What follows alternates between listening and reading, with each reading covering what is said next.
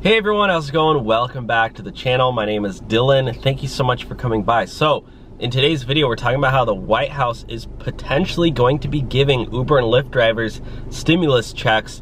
So please, thumbs up the video. And before I get started, I want to tell you all about our sponsor, Current. Current is a new mobile banking app that is giving Uber and Lyft drivers paid up to 2 days faster, no overdraft up to $200 if you go negative, and you can earn 4% interest on your savings. Sign up for Current using my link down below. Paid up to 2 days faster, pretty awesome, no fees, free to sign up, and they give you a debit card. You get cash back on gas and other items as well. So check out Current down below using my referral code, and now let's get started. So this comes out of Newsweek. Stimulus check update. Is the White House looking to send more money? Multiple news outlets reported on Friday that the Biden administration has recently mulled over a new stimulus plan of sending Americans rebate cards to help offset the escalated price of gasoline. And if you're an Uber Lyft driver, you know you've spent a ton of money on gas.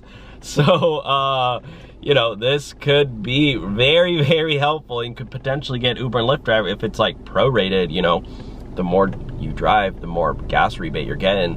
Uber and Lyft drivers could be making tons of extra money. And by the way, this is Current here. When you sign up for Current, you can see I have $100 in my account earning 4% APY. They also have,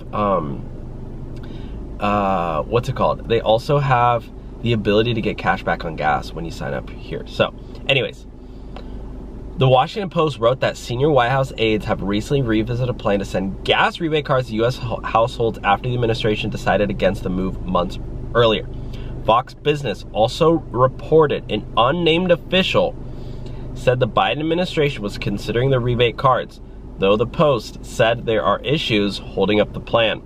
One sticking point is that officials are reportedly concerned that consumers would use the cards for purchases for items other than gas.